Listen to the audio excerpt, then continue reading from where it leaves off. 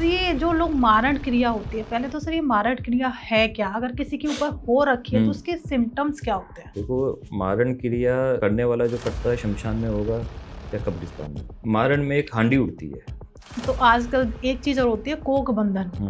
ये कोक बंधन भी इसी तरीके की कोई क्रिया है सर? कोक बंधन भी कोक बंधन में जिसकी कोक बांधी जाती है, कोई कपड़ा वगैरह चाहिए होता है। सर आजकल ना तंत्र में 2 चीज़ें निकल के आई हैं, कि ब्लैक मैजिक, एक व्हाइट मैजिक। पहले तो ये दोनों में अंतर क्या है? ब्लैक मैजिक होता है किसी का नुकसान करने के लिए, व्हाइट मैजिक होता है जो वो किसी का नुकसान नहीं करता, सीधी सी बात। एक चीज़ आजकल बहुत ज़्यादा प्रचलन में है, वशीकरण। ये वशीकरण होता कैसे है और इसको निवारण करने के लिए क्या करना चाहिए? देखो, लोग कहते हैं कि फोटो दे दो, फोटो दो वशीकरण कभी नहीं होता। जैसे अब 2 चीज़ और आती हैं, लेडीज़ को ओम नमः शिवाय जाप करना चाहिए या नमः शिवाय बोलना चाहिए? ओम नमः शिवाय। ओम नमः शिवाय। नमस्कार दोस्तों, आपका स्वागत है एक और नए एपिसोड में। मैं हूं आपकी होस्ट, आपकी दोस्त भारती। तो ये एपिसोड बेहद खास है क्योंकि हम बात करने वाले हैं तंत्र को लेकर। बहुत सारी भ्रांतियां आती है तंत्र को लेकर कि तंत्र क्या गलत कामों के लिए किया जाता है, साथ में होता है ये मारण क्रिया क्या होती है। कहा जाता है कि आपके घर के ऊपर काला जादू कर दिया या आपके ऊपर काला जादू कर दिया। तो ये है क्या एक्चुअल में? अगर किसी के ऊपर ब्लैक मैजिक है, क्या उसका निवारण हो सकता है? तो आज के एपिसोड में आपको बहुत कुछ सीखने के लिए मिलेगा कि एक्चुअल में तंत्र क्या है, और साथ में इससे जुड़ी हुई बहुत सारी चीजें जैसे वशीकरण है, वशीकरण क्या होता है, या फिर मारण क्रिया क्या होती है। तो ये सब कुछ इस एपिसोड्स में मिलेगा, और साथ में मिलने वाला है 2026 जो आने वाला साल है हमारा किस तरीके का जाने वाला है, और हमें इस साल में कौन सी बातों का ध्यान रखना चाहिए, और सबसे बड़ी बात आपको ये साल क्या देके जाने वाला है। तो इस पर चर्चा करने के लिए अभी हमारे साथ हमारे स्टूडियो में मौजूद हैं, कह सकते हैं कि ऐसे साधक जिन्होंने बचपन से, या कह सकते हैं उनका वर्थ ही इसी चीज़ के लिए हुआ है और काफ़ी उपासना की है। उस पे हमने काफ़ी रिक्वेस्ट के बाद उन्हें बुलाया है क्योंकि वो लोगों से थोड़ा कम मिलते हैं, और इस पर चर्चा करेंगे। और अभी हमारे स्टूडियो में मौजूद हैं महाराज रुद्रदेव। तो स्वागत करते हैं, वेट नहीं कराते। राधे राधे सर। नमस्कार।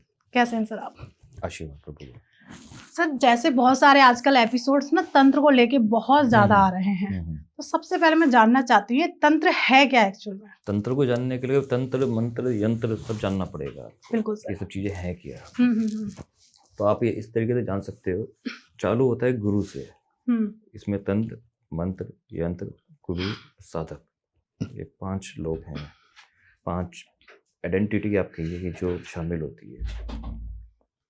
आपको साधारण भाषा में समझाता हूँ कि अगर आप दिल्ली से शिमला जा रहे हैं तो जो नेविगेटर हुआ वो हुआ आपका गुरु, राइट, जो आपका रास्ता बता रहा है। साधक हुआ जो कार को ड्राइव कर रहा है। यंत्र हो गई गाड़ी जी। मंत्र हो गया उसका फ्यूल, और तंत्र हो गया उसको चलाने का तरीका। बिल्कुल। यह है तंत्र, मंत्र, यंत्र, साधक और गुरु। मतलब सब कह सकते हैं आपस में कनेक्टेड सब है। कनेक्टेड है। बिना गुरु के तंत्र नहीं हो सकता।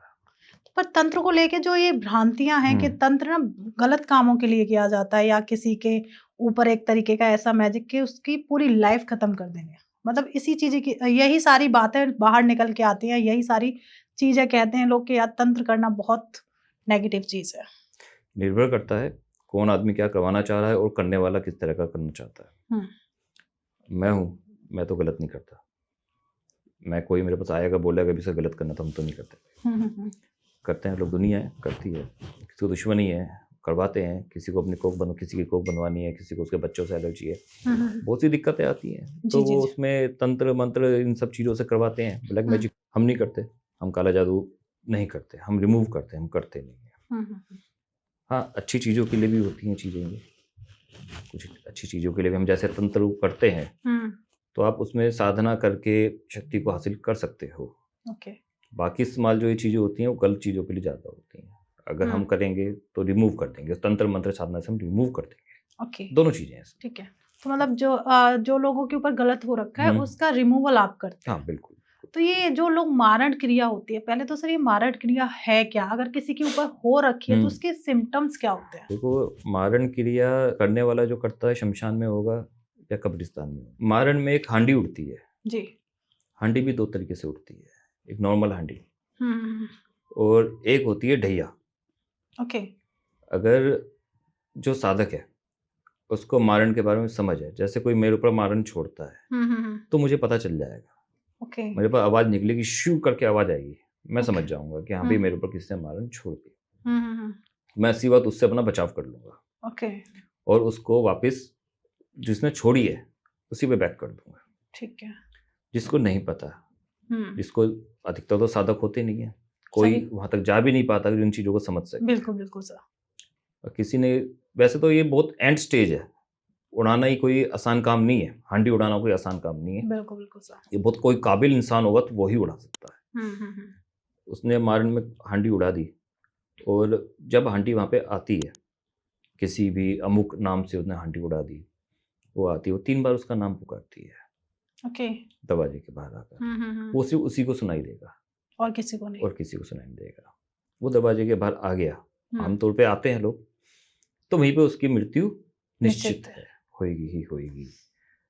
और जो ढैया होती है, ढैया में एक समय निर्धारित होता है, 2.5 मिनट, 2.5 सेकंड, 2.5 साल, 2.5 महीना, हम्म उस समय पे वो हड्डी उठती है, ओके उसमें वो जाएगी और उसको मृत्यु का ग्रास सामने वाले को बना कर आएगी। ओके चाहे वो ये- 2.5 दिन में हो जाए 2.5 वर्ष उसमें में हो समय जाए निर्धारित किया जाता है। ओके जो साधक है वो समय निर्धारित कर ही वो ढैया हम्म, भेजता है हाँ, कि हाँ भाई मुझे इससे परेशानी है, या उसकी वो मृत्यु चाहता है, लेकिन वो चाहता है कि 2.5 साल में इसकी मृत्यु हो या 2.5 महीने में हो, तो ढैया के हिसाब से होती है, उसमें 2.5 का हिसाब किताब चलता है। तो जो अमुक पर्सन है जैसे पता ही नहीं है उसके ऊपर ये मैजिक होने वाला है तो उसको तो कोई सिम्टम्स आएंगे ही नहीं नहीं आएंगे, नहीं आएंगे, तो मतलब ये एक ऐसी क्रिया है कि इसका तो पता ही नहीं चलेगा कि नहीं पता चलेगा। उसको बचा सकते हैं सिर्फ उसके गुरु, हम्म, अगर उस पर उसके गुरु का आशीर्वाद है तो वो बच जाएगा, कि उसके गुरु ही उसको बचा सकते हैं। उसके गुरु को पता चल जाएगा कि यहाँ पे किसी ने उसके ऊपर छोड़ा है, तो गुरु उसको बचा लेंगे, ओके वरना वो नहीं बच पाएगा।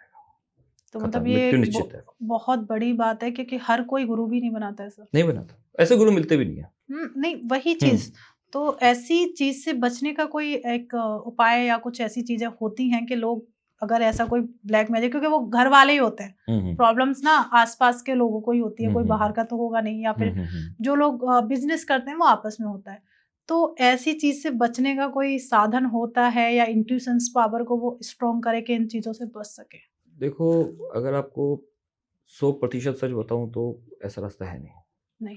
मारन किसी ने छोड़ दिया ना तो उसका बचाव ऐसा है नहीं कि उससे कोई बच जाएगा।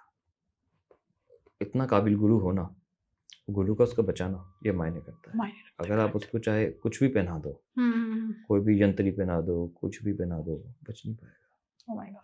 इसका तोड़ नहीं है, ये आखिरी शस्त्र है। जैसे ब्रह्मास्त्र कहते थे ना, ये आखिरी शस्त्र है, ये आखिरी शस्त्र है। अब हम जैसे लोग क्या करते हैं, हम तो उसको वापस भेज देते हैं, उसी के पास वापस भेज देते हैं। तो जिसके पास आपने वापस भेजा, जो मारण जिसने आपके ऊपर किया, तो जो क्रिया हुई है और आपने रिटर्न भेजा, तो क्या उसके ऊपर उसका इम्पैक्ट आएगा? ये उस पर निर्भर करता है, वो उसको रोक के आसमान में खत्म कर देगा, उसमें कितनी क्षमता है। कि बड़ा शक्ति का खेल है ये तो। बहुत ज्यादा इसमें रिस्क होता है, जान दाव पे लगी होती है, इसमें आसान चीज नहीं है। तो आजकल एक चीज और होती है कोक बंधन। ये कोक बंधन भी इसी तरीके की कोई क्रिया है सर? कोक बंधन भी इसी तरीके की क्रिया है। कोक बंधन में जिसकी कोक बांधी जाती है उसको कपड़ा वगैरह चाहिए होता है, उस स्त्री का कोई कपड़ा कुछ भी मिल जाए, उसके बाल मिल जाए। अधिकतर स्त्रियों के बाल और कपड़ा या जो पीरियड का जो कपड़ा होता है, पैड होता है, वो सब चीजें चाहिए होती हैं इन सब चीजों के लिए, कोक बंधन के लिए। उसमें कोक बन जाएगी, बच्चा फिर होगा नहीं, उसका रिमूवल हो जाता है, उसका रिमूवल हो जाता है। ज्यादा लंबा काम नहीं है, लेकिन रिमूवल हो जाता है। जैसे अब जिसके ऊपर ये कोक बंधन क्रिया हो रखी है, उसको पता कैसे चले कि मेरे ऊपर ये कोक बंधन क्रिया हो रखी है? कोई सिम्टम्स होते हैं उसके? नहीं, सिम्टम्स ऐसे कुछ नहीं होते। अबॉर्शन हो रहे हैं, बच्चे नहीं हो रहे हैं, बार-बार मिसकैरेज होना नहीं हो पा रहे हैं, और परेशान हो रही है, शरीर दुर्बल होता जा रहा है, स्ट्रेस बढ़ता जा रहा है, उससे पता चल जाता है। कि डॉक्टर के पास तो एक ही जवाब होता है, ठीक है भैया आप ट्राई करो, आपका बॉडी ठीक है, आप ट्राई करो, लेकिन कोक बंधा हुआ होगा ही नहीं। आपको खुल जाती है, ज़्यादा समय नहीं लगेगा, कोक खुल जाती है, बच्चा हो जाता है। अगर किसी पे ये प्रॉब्लम चल रही है कि बार-बार मिसकैरेज हो रहा है या बेबी नहीं हो रहा है, कई साल हो चुके हैं, तो मुझे लगता है उसे एक बार चेक कराना चाहिए। देखो, हम सीधी सी बात कहते हैं कि पहले डॉक्टर के पास जाओ, डॉक्टर से अपना इलाज करवाओ। डॉक्टर मना कर देता है, फिर हमारे पास आओ। पहले डॉक्टर के पास। हर चीज तंत्र मंत्र यंत्र नहीं होता, बिल्कुल पहले डॉक्टर के पास जाओ। उसके जब डॉक्टर मना कर दे, हाथ खड़ा कर दे, तब हम बैठे, फिर हम हम्म। देखेंगे उसमें क्या परेशानी है। तंत्र में एक चीज और आती है सर, जैसे हम मानते हैं, चलो पहले हम कोक वाला ही खत्म करते हैं, कि अगर किसी का कोक बंधन इस तरीके के सिम्टम्स है, अगर कोई हम्म, कनेक्ट करना चाहता है आपके साथ, हम्म, तो क्या आप उन कनेक्ट कर सकते हैं? क्योंकि हाँ, आपके बारे में एक चीज सुनी है कि आप लोगों से जल्दी नहीं, कनेक्ट नहीं मैं होते। जल्दी नहीं मिलता, मैं मिलता नहीं हूँ, क्योंकि एक तो मैं एक जगह पे रहता नहीं हूँ, ओके। मैं बाहर देश में, बाहर विश्व के अंदर घूमता रहता हूँ, जाता रहता हूँ, तो बहुत जगहों पे बहुत चीज़ें होती हैं, कहीं जाके रिमूव करना पड़ता है, फ़ोन पे ही मेरी अधिकतर बातें होती है। मिलने के लिए मैंने ये अभी एक शक्ति का मुझे पता चला है, उस शक्ति के ऊपर कुछ बंधन हुए हुए हैं, हम उसको खोल रहे हैं, ओके। तोड़ निकाल रहे हैं उस शक्ति को खोलने के लिए। जब वो खुल जाएगी तो वो जग में आ जाएगी सामने, ओके। तब यह है कि सब लोग आके मिल सकते हैं। कभी मैं आसाम में हूँ तो मैं फिर यहाँ पे आके बैठ जाऊँगा, ओके। तो फिर मेरी ज़रूरत भी नहीं पड़ेगी, उसी में इतनी प्रभाव इतना होगा कि वो वैसे काम कर देगा। ओके, मतलब फिर भी कितना समय लगेगा उस चीज को? कुछ नहीं, बस जाना है आपको, शक्ति इतनी प्रभावशाली है वो, नहीं, शक्ति बहुत प्रभावशाली कि होते हैं। आपका जो मन की मनोकामना है वो पूर्ण हो जाएगी वहाँ पे जाओगे तो। हम्म। आपके ऊपर कुछ ऊपरी चीज़ें हैं वो भी खत्म हो जाएगी, मन की मनोकामना पूर्ण हो जाएगी। उसमें हम जैसे या किसी भी साधक की ज़रूरत नहीं पड़ेगी, ओके। उसमें आपका काम ऐसे ही हो जाएगा। क्या बहुत पावरफुल चीज है फिर हाँ। तो। एक चीज और सर, अभी ना एक वेब सीरीज आई है भय, हुँ, और आपने एक नाम सुना होगा गौरव तिवारी, जो कि एक ऐसी एनर्जी एंटिटी जो होती थी उनको रिमूव करते थे, या उनको वहां से जिसके ऊपर ये प्रॉब्लम हो रखी है उसे हटाते, तो अचानक उनकी मृत्यु हो गई। हुँ। कहते हैं कोई ऐसा एक ऐसी आत्मा थी कि आत्मा ने ही उनको मारा है, मतलब ये इंडिकेशंस उस पूरी वेब सीरीज में दिखाए गए हैं, और ये एक एक्चुअल कहानी है उनका। 2016 में उनकी मृत्यु भी हुई थी। तो मतलब ये चीज़ तो मैंने भी उनको फॉलो किया है, इसलिए मैं आपसे ही पूछ रही हूँ कि कुछ ऐसी एंटिटी भी होती हैं कि जिनका कोई निवारण ही नहीं होता। निवारण हर चीज़ का होता है, हम्म। ऐसे कुछ नहीं है जिसका निवारण ना होता हो। हाँ, जो वो उनकी मृत्यु हुई है, वो ये उनकी नेगेटिविटी की वजह से। नेगेटिविटी। वो इतने ज़्यादा नेगेटिविटी में रहते थे कि उनकी सोचने की क्षमता, सब चीज़ उनकी नेगेटिव हो चुकी थी, ओके। इसलिए उनकी मृत्यु हुई है। इंसान का पॉजिटिव होना बहुत ज़रूरी है। अगर कोई हर वक्त शमशान पे रहेगा, कब्रिस्तान में रहेगा, तो उसका दिमाग वैसे ही चलेगा, करेक्ट। और वो हर चीज़ को इसी चीज़ से जोड़ेगा कि मेरे साथ जीवन में जो हो रहा है वो इसी वजह से हो रहा है।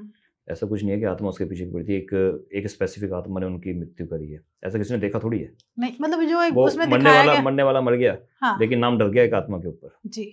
ऐसी आत्मा होती नहीं है कि किसी को ऐसे मार देंगी, पिक्चरों में होती हैं चीज़ें, ये इतनी तो आसान क्योंकि चीज़ आज नहीं मुझे है ये। मौका मिला तो मैंने अचानक ही वो सारी चीज़ आपसे ऐसा पूछ नहीं ली। है, ऐसा नहीं है, ऐसा ओके। नहीं है। एक चीज़ और आती है, बहुत बार कई लोगों ने मुझे स्पेशली कमेंट किया है कि एकदम घर बहुत खुशहाल था, और एकदम से होता है ना, उस घर से जो खुशहाली थी वो एकदम दूर चली गई, और एकदम से घर में, लोगों के घर में बीमारी आना शुरू हो गई, या जो लोग आपस में बहुत खुश रहते थे एक दूसरे के साथ, कहीं ना कहीं उनका मतभेद शुरू हो गया।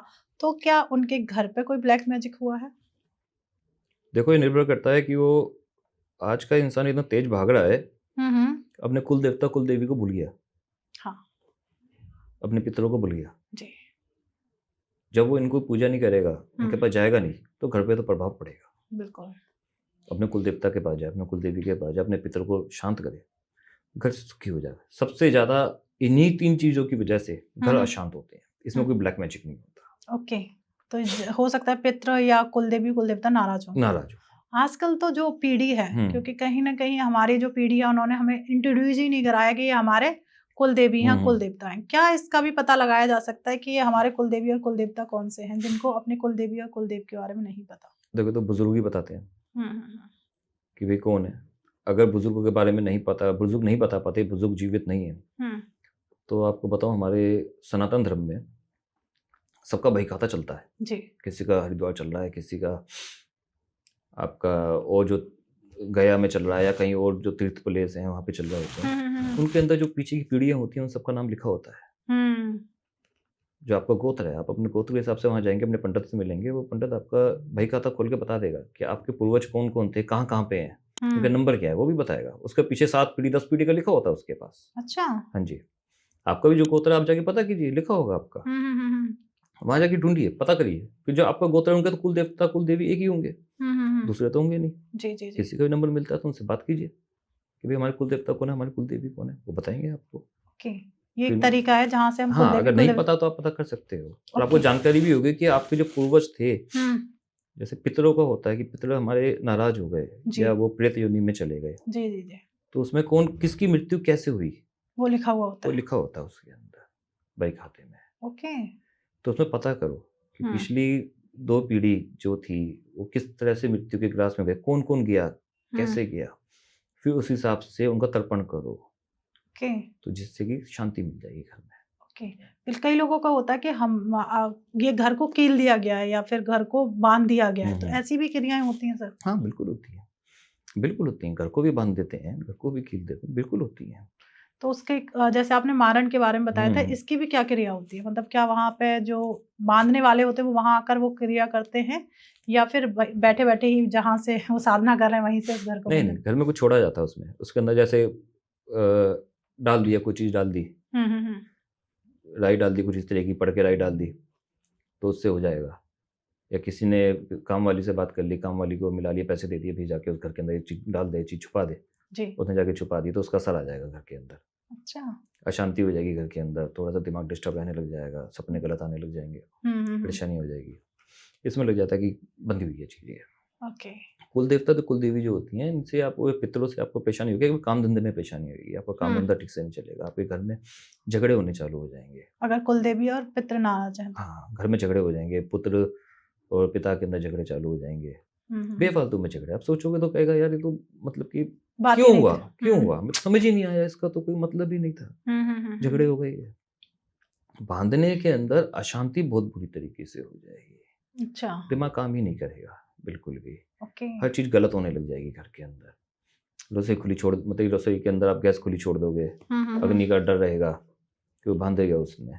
उसका काम है आपको अशांत करना, बर्बाद करना, हुँ। बर्बाद करने पे रहेगा वो, किसी भी तरह से बर्बाद। बर्बाद तभी होगा जब दिमाग अशांत होएगा। बिल्कुल। दिमाग में शांति रहेगी तो इंसान क्यों बर्बाद होएगा? दिमाग को हुँ। अशांत करते हैं, इसको बाँधना कहते ओके। तो इसका निवारण है? हैं। निवारण, निवारण हर चीज़ का होता है। तो सर बहुत सारे लोग रेमेडी के तौर पर देते हैं, क्या इसका निवारण घर बैठ के भी किया जा सकता है? नहीं, एक साधक होना ज़रूरी है। साधक देखो अगर आप मुझ जैसे किसी के पास भी जाते हो जो इन चीज़ों का जानकार है, हुँ। तो वो कुछ चीज़ें दे सकता है। जैसे हम लोग भी राई और काली उड़द दे देते हैं कि भई आप इसको घर में डालो, इससे आपके जो ये हो रखा है, इससे आपको आराम मिलेगा। इसको इस तरीके से डालो, उससे उसको आराम मिलना चालू हो जाता है। ओके। कोई बहुत ज़्यादा दूरी पे बैठा भी हम नहीं आ सकते, हुँ। तो हम यहाँ पे फिर अपना यज्ञ के द्वारा उस चीज़ को खोलते हैं, ओके। ठीक करते हैं हम लोग। फिर यहाँ से हम शक्ति भेजेंगे, हुँ। वहाँ पे वो शक्ति चेक करेगी कि कहाँ पे क्या चीज़ है और उसको किस तरह से रिमूव करना है, फिर वो बताएगी वो आइडेंटिटी क्या है। ओके। भूत है, प्रेत है, जिन है, डाकनी है, शाकनी है, क्या है वो बताएँगी, फिर हम उसको रिमूव करते हैं यहाँ ओके। बैठ के। क्या बात है। सर आजकल ना तंत्र में 2 चीज़ें निकल के आई हैं, एक ब्लैक मैजिक, एक व्हाइट मैजिक। हुँ। पहले तो ये दोनों में अंतर क्या है? ब्लैक मैजिक होता है किसी का नुकसान करने के लिए, व्हाइट मैजिक होता है जो किसी का नुकसान नहीं करता, सीधी-सी बात है। अच्छा, पर ये दोनों हैं। दोनों हैं, दोनों चीज़ें हैं। ओके। व्हाइट मैजिक में आप कह सकते हो जैसे हम दोनों चीज़ें करते हैं। ब्लैक मैजिक को कई बार हमें ब्लैक मैजिक से ख़त्म करना पड़ता है। बाकी तो हम लोग व्हाइट मैजिक जो एक सात्विक तरीका होता है, हम लोग हुँ। सात्विक तरीके से करते हैं। कई बार लगता है कि सामने वाला इतना ढीठ है कि वो हो नहीं रहा, फिर हमें ब्लैक मैजिक करना पड़ता है। ओके। अभी किसी का केस आया था मेरे पास, यूएसए से आया था वो। हुँ। उसकी बहुत ज़्यादा दिक्कत थी। हमने सात्विक करने से कोशिश करी, नहीं बनी। हुँ। फिर हमने उसके अंदर 108 बलि दी। जी। 108 बलि हम कभी जानवरों की नहीं देते। हम जानवरों की कभी बलि नहीं देते। फिर वो हम उसके अंदर 108 भूतों की बलि देते हैं। भूतों को जब हमने पकड़ा होता है फिर उनकी बलि देते हैं। ये भी हुँ। क्योंकि ब्लैक मैजिक उसको भी इतना तगड़ा था उसके लिए हमें करना पड़ेगा ये। जी।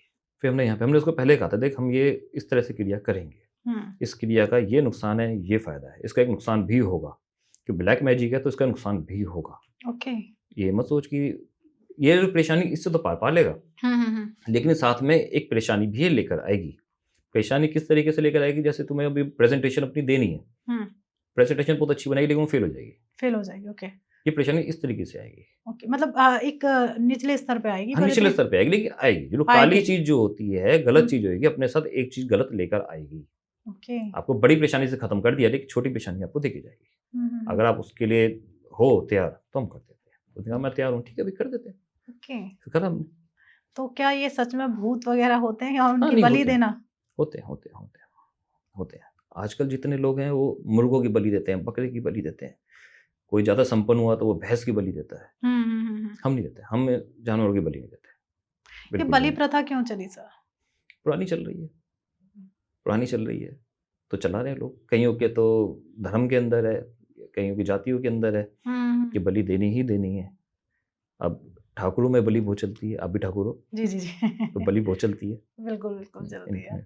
तो हमारे में हम लोग बलि का विरोध करते हैं, क्योंकि हम्म, मेरा कुछ पशु पक्षी मैं प्रकृति के साथ चलता हूँ, मैं नेचर के साथ चलता हूँ, मैं नेचर के खिलाफ नहीं चलता, ओके। मैं नेचर को अपने साथ लेकर चलता हूँ।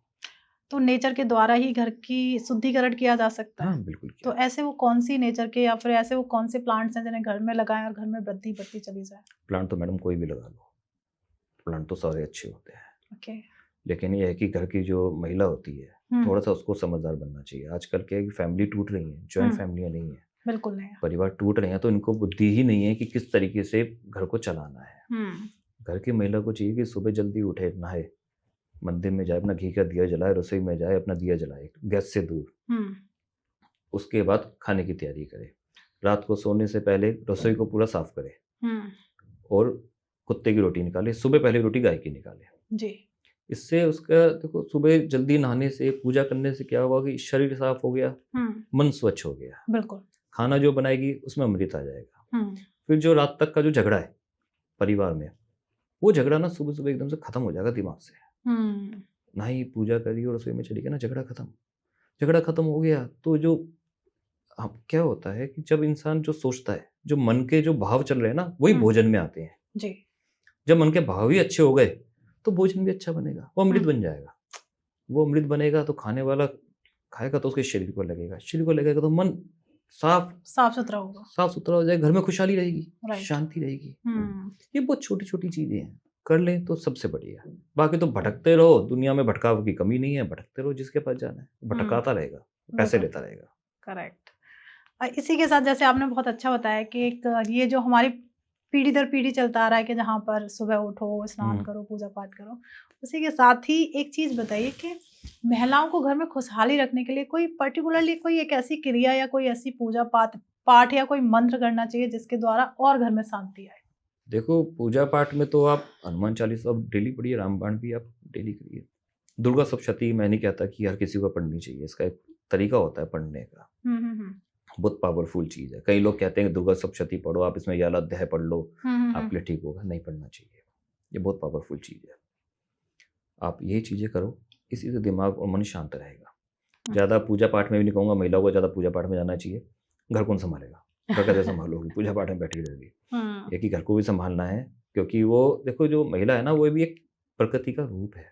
करेक्ट।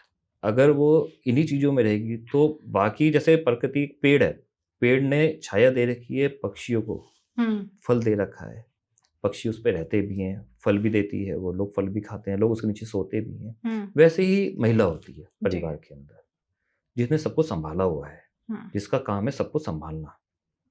अगर वो पूजा पाठ इन्हीं तंत्र वंत्रों में लग जाएगी तो बाकी तो जड़ें कमजोर हो जाएंगी। हर चीज को संभालने के लिए सब पे ध्यान देना जरूरी है। बिल्कुल। जैसे तंत्र मंत्र यंत्र या रेमेडीज में ज्यादा नहीं करना चाहिए, अपना परिवार पे ध्यान दो, मस्त रहो बस। परिवार में क्या हो रहा है, बच्चे क्या कर रहे हैं, पति क्या कर रहा है, परिवार में सास क्या कर रही है, सेवा करो, बड़ों की सेवा करो। बड़ों का आशीर्वाद बहुत जरूरी है, बड़ों का आशीर्वाद लोगों के पास है नहीं। जितने परिवार टूट रहे हैं ना, इनमें से आशीर्वाद आप हमेशा देखिए, जिनके पास बड़ों का आशीर्वाद है ना वो सक्सेस है, जिनके पास बड़ों का आशीर्वाद नहीं है वो सक्सेस नहीं है, वो दुखी है। एक तो उनको गाइडेंस नहीं मिलती अच्छे बुरे की, अच्छा क्या है बुरा क्या है, इसे भटकते हैं, वो दुखी होते हैं। तो क्या करेगा तंत्र मंत्र और यंत्र, से छोटी सी रेमेडी है, ये कर लो बहुत है। ओके। एक चीज आजकल बहुत ज्यादा प्रचलन में है, वशीकरण। ये वशीकरण होता कैसे है और इसको निवारण करने के लिए क्या करना चाहिए? वशीकरण तो देखो बहुत तरीके से होता है। वशीकरण करना है तो देखो लोग कहते हैं कि फोटो दे दो, फोटो से वशीकरण, फोटो से वशीकरण कभी नहीं होता। अच्छा, कभी नहीं होता। लोग तो यही कहते हैं फोटो, गलत बोलते हैं, फोटो से कभी वशीकरण नहीं। ऐसे तो फोटो हर किसी की है, अब वशीकरण करते रहो, सोशल मीडिया हर किसी का फोटो मिल जाएगा। ऐसा नहीं होता है।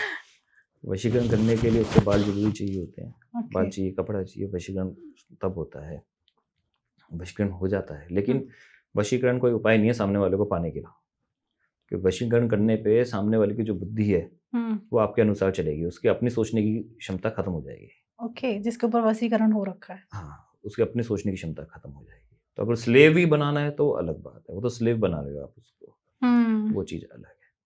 अगर आप चाहते हो कि हाँ भी ठीक है, जैसे मेरे पास आते हैं तो मेरा एक बड़ा सीधा सा तरीका है, मैं कहता हूँ भाई अपनी फ़ोटो भेज दो, अपनी फ़ोटो भेजो, जो तुम्हारा जो नाम है और तुम्हारी माँ का जो नाम है, बस मुझे ये चीज़ चाहिए, मुझे कुछ भी नहीं चाहिए इसके अलावा। जो तुम्हारे सामने वाला पार्टनर है जिसको तुम चाहते हो, क्योंकि तो हमें ये नहीं पता कि भाई वाकई में वो तुम्हारी प्रेमिका या तुम्हारी पत्नी थी या नहीं थी। हो सकता है तुम किसी का जबरदस्ती वशीकरण करना चाह रहे हो। राइट। तो हम रात को उन चीज़ों को चेक करते हैं, ओके, फिर अगले दिन बताते हैं कौन सही कौन गलत। कई बार तो गलत चीज़ आ जाती है, बताते हैं कि भाई मुझे उसको करना है जी, वो मेरी प्रेमिका थे, चेक करते हैं तो तू झूठ बोल रहा है, ऐसा था ही नहीं। पता चल जाता है। हाँ, पता चल जाता है, बिल्कुल पता चल जाता है। अभी एक मेरे पास कनाडा से केस आया था, उसने सास कहती है कि बहू ने उसके ऊपर केस कर दिया, 30,000 USD मांग रही है। हम उसको 1 रुपया नहीं देना चाहते, वो बहू हमारी गलत है, हमें उस पर वशीकरण करना है। हमने फोटो वगैरह मंगाई, चेक करा, भाई आप गलत हो, आपकी बहू बिल्कुल ठीक है, आपका बेटा नहीं कमाता कुछ भी, कनाडा में है, वो डॉक्टर है, वो क्यों रहेगी आपके साथ? आप उसको दुखी कर रहे हो, आप उसको टॉर्चर कर रहे हो घर में। कह रही आपको किसने कहा मैं उसको टॉर्चर कर रही हूँ? मैं तो कुछ बोलती नहीं, मैं आपकी फोटो बता रही, सब चीज़ें बता रही, मैं चेक कर लिया रात को।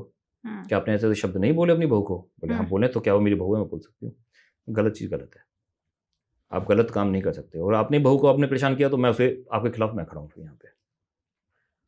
मतलब इतना डेप्थ में जाके चीजें पता चल गलत नहीं, जो सही है वो सही है, जो गलत है वो गलत है। गलत के साथ मैं बिल्कुल नहीं खड़ा हूँ, सही के साथ बिल्कुल खड़ा हूँ। ओके, चाहे वो कोई भी हो। फिर जैसे अब मान लेते हैं आप ये चीज चेक कर लेते कि गलत कौन है और सही कौन है, पर किसी के ऊपर वाकई वशीकरण हो रखा है तो क्या सिम्टम्स होते हैं उसके?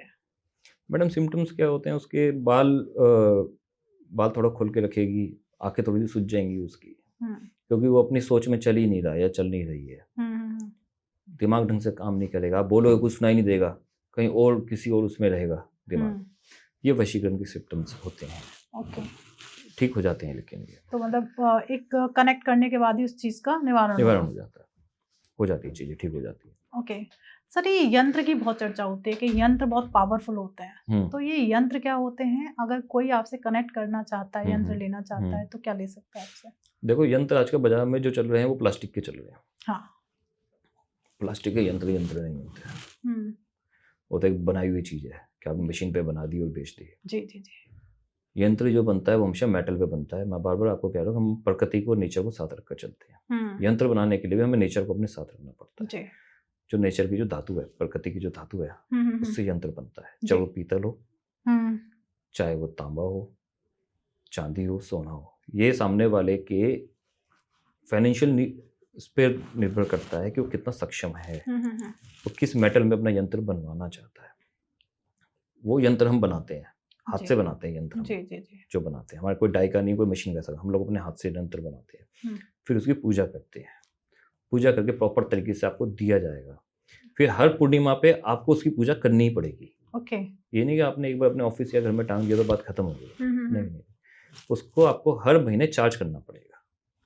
हर पूर्णिमा को आपको उसको गंगा जल से धोना पड़ेगा, साफ करना पड़ेगा, तिलक करना पड़ेगा, उसकी धूप बत्ती करनी पड़ेगी, व्रत करना पड़ेगा। शाम को व्रत खोलने से पहले आपको ये सब काम करना पड़ेगा, तब वो दोबारा से चार्ज रहेगा। ये यंत्र होता है। तो अगर कोई कनेक्ट करना चाहता है यंत्र को लेके, परेशानी के अकॉर्डिंग ही यंत्र बनते होंगे कि किसको किसकी रिक्वायरमेंट है? दो ही तरह के यंत्र बनते हैं, दुश्मन निवारण और लक्ष्मी। अच्छा, दुश्मन निवारण और लक्ष्मी यंत्र। दो ही समस्याएं लोगों के पास। आजकल देखा जाता है लोगों के पास और भी बहुत सारी समस्याएं हैं। यंत्रों में दो ही समस्या लाएंगे। ओके, क्योंकि अपना घर परिवार में व्यापार में लगाना है तो लक्ष्मी चाहिए, घर में चाहिए तो लक्ष्मी चाहिए। ओके, बिल्कुल सही बात है, लक्ष्मी तो हर किसी को चाहिए। या दुश्मन निवारण के लिए चाहिए तो कहेंगे अपने व्यापार में भी दुश्मनी बहुत हो रही है, तो भी ठीक है, हमें दुश्मन का भी एक यंत्र चाहिए जिससे कि दुश्मन हमारे पास ना आ पाए, तो उसका यंत्र। दो ही तरह के यंत्र बनते हैं। ओके, क्या अपनी परेशानियों को नॉर्मल करने के लिए, फिट करने के लिए कोई तरीका होता है?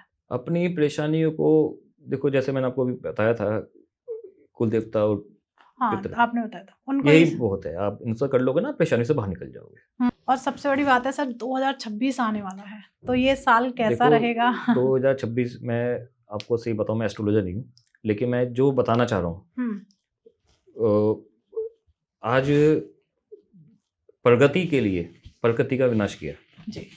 आप देख रहे हो रहा है। बिल्कुल हो रहा है सर। जो मुझे आभास हुआ, जो मुझे देवियों ने बताया, 2026 बहुत बुरा आएगा, विनाशकालीन आएगा, हुँ, अच्छा नहीं आएगा। 2025 में तो क्या विनाश हुआ था, जो 2026 में होगा ओके, उससे भी बढ़कर होने तो वाला उससे भी है। बढ़कर होगा, क्योंकि आपने प्रकृति को छेड़ दिया। प्रकृति को आपने छेड़ा है तो उसका बदला आपसे लिया जाएगा, हुँ, हर हाल में लिया जाएगा।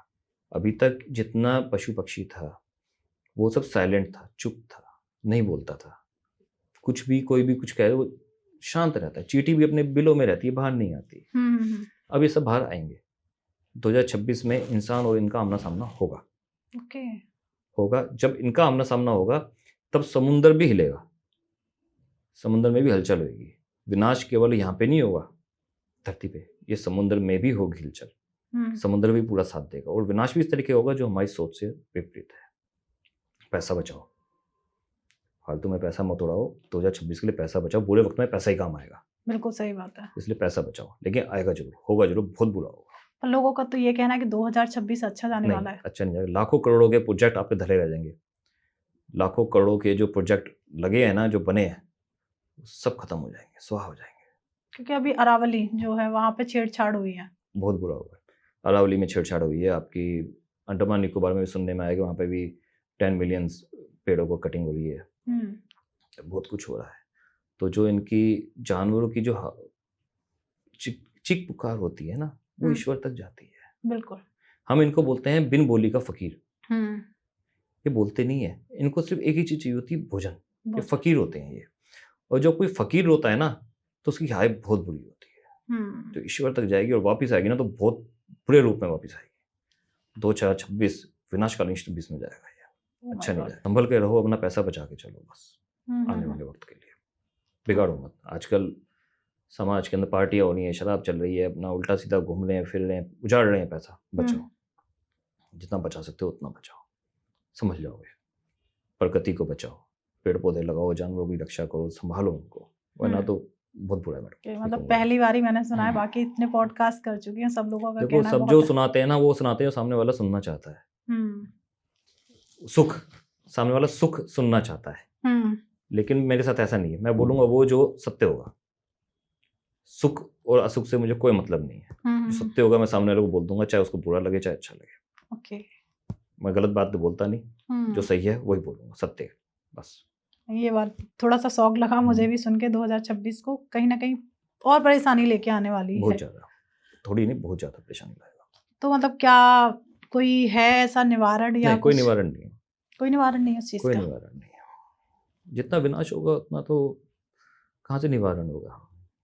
एक चीज़ और आती है इसी में ना 2026 से थोड़ा-सा आगे बढ़ते हैं और इसका निवारण ये जैसे आपका पैसा बचाओ तो आप सेफ रह सकते हो, अदरवाइज़ प्रॉब्लम्स फेस करनी पड़ेगी। हम्म, ये करण पिशाचनी को लेके भी आपने बहुत सारे पॉडकास्ट देखे होंगे हम्म, जिसमें करण पिशाचनी को लेके ना बहुत सारी बातें कही गई हैं। क्या वो हम्म। सारी सही हैं? नहीं, किसी को पता ही नहीं कर्म शासनी होती क्या है। लोग तो कह रहे हैं वो इस तरीके का रूप होती हैं, हम आती हैं और संभोग के लिए आती हैं, जिसके साथ होगा उसके पास। ये सिर्फ़ एक पॉडकास्ट में की हुई सारी बातें हैं जो हमने सुनी हैं, आज मौका मिला क्योंकि आपने अभी कुछ ही क्षण पहले कहा था कि देवियों का जैसा आदेश आता है, मैं वही सारी चीज़ें कहता हूँ। तो मुझे मौका मिला कि करण पिशाचनी एक्चुअल में है क्या और उनकी सच्चाई क्या है? कर्ण पिशाचनी जो होती है 11, 21, 41 और 48 हुँ, दिनों में की जाती है। 11, 21 41 और 48 मैंने हुँ, 11 दिन में करी थी कर्ण पिशाचनी। कर्ण पिशाचनी का मतलब क्या है? कर्ण पिशाचनी का मतलब है कि जो पिशाचनी है वो आपके कानों में आके बोलेगी। जी। वो हर वक्त बोलती रहेगी, हर वक्त हुँ, बोलती हुँ, रहेगी। आपको बैठने नहीं देगी। कोई भी सामने से जा रहा होगा बोलेगी, विस्परिंग करती रहेगी। हुँ, वो अमुक इंसान ऐसा है, वो ऐसा है, वो ऐसा है, वो ऐसा है। कर्ण पिशाचनी ये होती है। ओके, कर्ण पिशाचनी का सम्मुख से कोई मतलब नहीं, किसी तरह का कोई मतलब नहीं है। जो बोल रहे हैं उनको पता ही नहीं है हुँ, कर्ण पिशाचनी के बारे में। ओके। कर्ण पिशाचनी को पाना बहुत मुश्किल है। हुँ, हुँ, हुँ, अगर उसको करने बैठे और साधक जरा सा डगमगाया।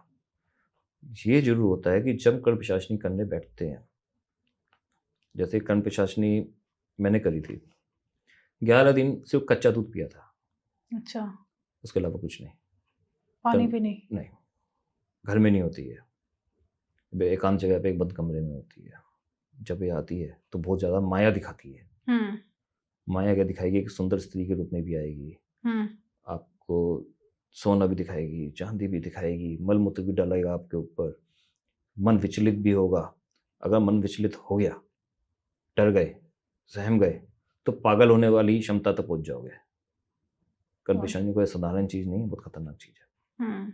और अगर आप नहीं मन विचलित हुए, शांति से बैठे रहे, तब वो आपको दर्शन देंगे और आप उनसे कहोगे कि अभी मैं आपको सिद्ध करना चाहता हूँ, तब वो आएंगे। ये भी नहीं है कि आपने एक बार कर लिया, हर दिवाली पे उनको दोबारा से सिद्ध करना पड़ता है। ओके। कितनी भी देवी होते हैं, उनको हमें दिवाली पे सिद्ध करना पड़ता है, सिद्धि होगा। तो मतलब उनका रूप क्या होता है? रूप कुछ नहीं होता, रूप कुछ नहीं है, कान में बोलती रहेंगी, हवा है, कान में बोलती रहेंगी। ओके। तो जो ये लोग कहते हैं संभोग के लिए आते हैं, ऐसा वो कुछ सब नहीं गलत है ना? ऐसा कुछ नहीं, एक ऐसा चीज कुछ और नहीं बोली थी किसी ने कि ऐसी जो साधना होती है कर्ण पिशाचनी, जैसे मेरे से नहीं संभल रही तो मैं दूसरे को ट्रांसफर नहीं कर हो सकती सकती, ट्रांसफर नहीं हो सकती, बिल्कुल भी नहीं हो सकती। तो ये कहीं ना कहीं मार्केट में ये ये भ्रांतियां भ्रांति है, कोई भी सिद्धि कभी भी ट्रांसफर नहीं हो सकती। आप कैसे ट्रांसफर कर दोगे जब साधक इस लायक ही नहीं है? आप कैसे ट्रांसफर कर दोगे? मेरे पास फ़ोन आते हैं कि भाई हम दीक्षा लेना चाहते हैं आपसे, हम सीखना चाहते हैं। मैं मना कर देता हूँ, मैं नहीं सिखाऊंगा। कहते कितने पैसे लोगे? बाजार में पैसा ले रहे हैं और दीक्षा दे रहे हैं। मैं नहीं लूंगा, नहीं दूंगा। तुम इस काबिल हो या नहीं, पहले तो जांचो। तुम्हारे में वो काबिलियत है, कोई सामर्थ्य है किसी शक्ति को हासिल करने का, तब उसमें भी लूंगा कुछ नहीं, पहले तुम्हें जांचूंगा। तुम खुद करो, मैं तुम्हें गाइड करूंगा। शक्ति भी जो होती, सिद्धि भी जो होती है, वो साधक को खुद चुनती है। साधक ये नहीं है कि किसी भी सिद्धि को करने बैठ जाएगा, कर लेगा, उसको चुना जाता है। पहले मना करेगी, नहीं। देखो, कोई भी देवी नहीं चाहती कि मैं आऊं, चुन लिया कि हाँ ये साधक में क्षमता है, साधक करने बैठ गया, क्योंकि जाऊं या नहीं जाऊं, पहले उसको परेशान करेंगी। उनके गण आएंगे, उसको परेशान करेंगे। वो साधक को लगेगा गण आ गए, उसको लगेगा इन गणों में ही सिद्धि आ गई। गणों में सिद्धि नहीं आती। अच्छा, करने के भी तरीके अलग अलग होते हैं। ओके। हर सिद्धि को, मैं थोड़ा आपके विषय से थोड़ा दूर जा रहा हूँ। नहीं, यही थोड़ा सा जानना भी था कि कहीं ना कहीं जो भ्रांति है, नेगेटिविटी है, क्योंकि ये हमारी सनातन से जुड़ी हुई चीजें हैं। जबकि इनके बारे में जब मैं कभी नेगेटिव सुनती हूँ तो कहीं ना कहीं बहुत सारे प्रश्न मन में इकट्ठे हो जाते हैं कि सनातन है, इतना तो कुछ नहीं होना चाहिए। ऐसा नहीं होता, वही मैं आपको कह रहा हूँ। हर सिद्धि को करने का तरीका अलग होता है, उसका यंत्र अलग होता है, मंत्र अलग होता है, उसको करने की जगह अलग होती है। कुछ पानी के अंदर खड़े होकर करी जाती है, कुछ बहते पानी के साथ में बैठ के की जाती है, कुछ शमशानों में की जाती है, कुछ मंदिरों में की जाती है, कुछ घर में, और कुछ होती है बिल्कुल एकांत कमरे में की जाती है। अब इसी में हम यक्षिणी पे चले जाते हैं। यक्षिणी जो होती है वो बंद कमरे में होती है, घर से दूर, घर में नहीं होती है। क्योंकि खतरनाक विद्याओं में से एक है यक्षिणी। यक्षिणी में भी लोग कहते हैं यक्षिणी करनी है, वही संभोग के लिए करनी है, ये ऐसा है वैसा है, ऐसा कुछ नहीं है। यक्षिणी जब करने बैठोगे, यक्षिणी कर्ण पिशाचनी कान में आके बोलती है, यक्षिणी वरदान देती है एक तरीके से। यक्षिणी कर्ण पिशाचनी से बहुत ज्यादा पावरफुल है। कर्ण पिशाचनी सिर्फ आपके कान में आके बताएगी कि सामने वाला ये है। कर्ण पिशाचनी जो है वो हल नहीं निकालती। अच्छा, वो आपको बताएगी। जैसे अगर आप मेरे बारे में जानना चाहते हैं तो वो पूरी डिटेल में मेरे बारे में आपको बता सकते हैं। हाँ, कि भाई ये जो है इस घर में रहती है, इसका ये पिता का नाम ये है, इसके दादा का नाम ये है, ये 4 बातें उसने बता दी तो सामने वाला हाथ जोड़ के खड़ा हो जाता है, अरे महाराज, अरे बाबा, आपने तो बहुत बड़े जादूगर हो, बताओ, दे दे 50,000 दे दे, 5 लाख रुपए दे दे। लोग कर्ण पिशाचनी इस तरह से इस्तेमाल कर, इससे ज़्यादा कर्ण पिशाचनी का कोई महत्व नहीं है। यक्षिणी जो होती है, यक्षिणी को भी करने का तरीका ऐसे ही होता है। 21 दिन में, 41 दिन में होती है।